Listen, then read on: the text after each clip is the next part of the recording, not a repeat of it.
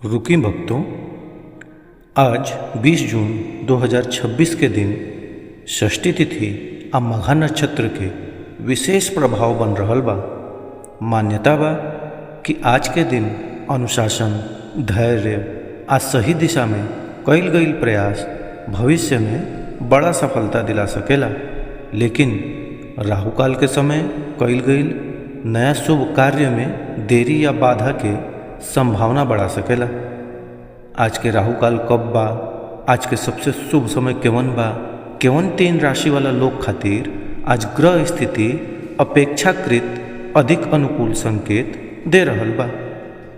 आ वीडियो के आखिर में हम बताई आज के एगो ऐसन विशेष उपाय जवना के मानसिक शांति आ सकारात्मक ऊर्जा खातिर शुभ मानल जाला।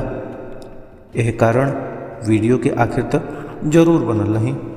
तो चली बिना समय गंवाए जान लें 20 जून 2026 शनिवार के संपूर्ण पंचांग दिल्ली के हिसाब से। सबसे पहले जान लें आज के तिथि।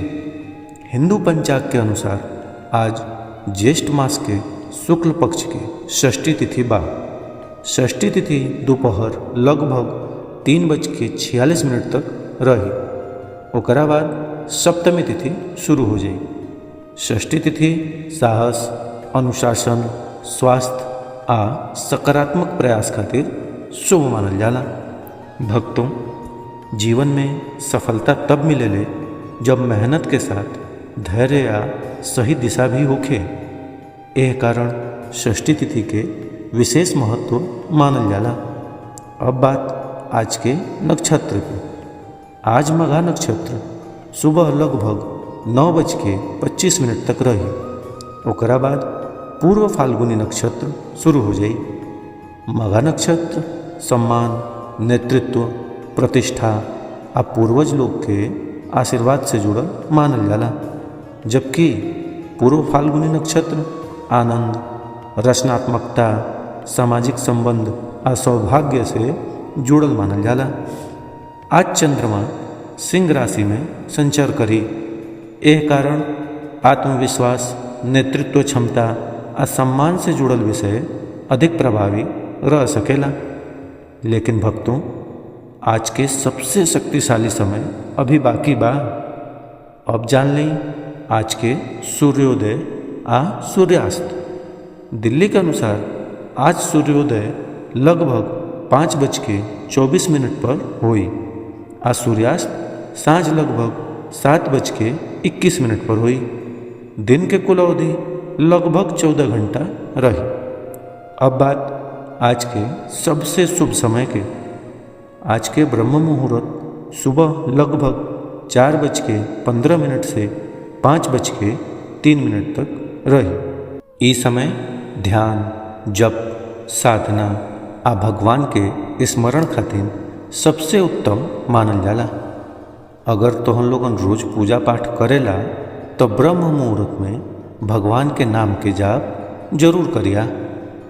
आज के अभिजीत मुहूर्त दोपहर लगभग 11:45 से 12:33 तक रही।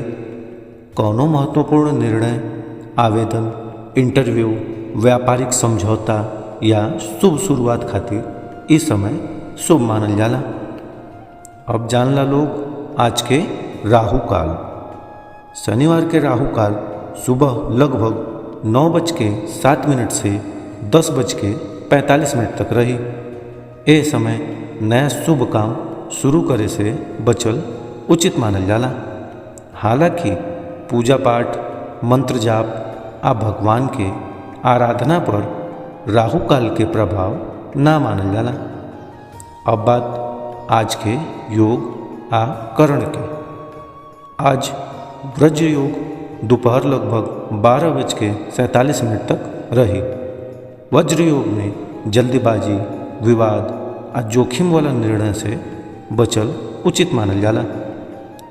आज तैंतिल करण षष्ठी तिथि के साथ दोपहर तक प्रभावी रही। ओकरा बाद गर करण शुरू हो सकेला। अब जानला लोगन आज के धार्मिक महत्व। आज शुक्ल पक्ष के षष्ठी तिथि बा। मान्यता बा कि आज के दिन भगवान कार्तिकेय, भगवान शिव और भगवान विष्णु के स्मरण विशेष फलदायी मानल जाला।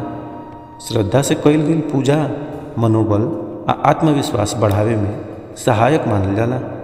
भक्तों, अब वो हिस्सा जीवनी के इंतजार में बहुत लोग अबले वीडियो में बनल बाड़ो। आज शनिदेव आ हनुमान जी के सामने सरसों के तेल के दीपक जरूर जराई।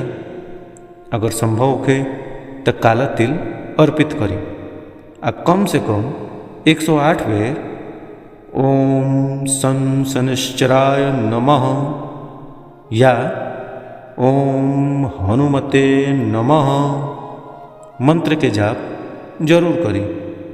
मान्यता बा कि ऐसे मन शांत रहेला, आत्मविश्वास बढ़ेला आ सकारात्मक मान्यता बा कि ऐसे मन शांत रहेला, आत्मविश्वास बढ़ेला आ सकारात्मक ऊर्जा में वृद्धि होखेला। अब एगो महत्वपूर्ण सूचना, ये पंचांग वैदिक गणना आ पारंपरिक मान्यता पर आधारित बा। स्थान के अनुसार समय में कुछ मिनट के अंतर संभव बा। कौनो महत्वपूर्ण निर्णय लेवे से पहले संबंधित विशेषज्ञ के सलाह जरूर लें। तो भक्तों, ई रहल 20 जून 2026 शनिवार के संपूर्ण पंचांग दिल्ली के हिसाब से।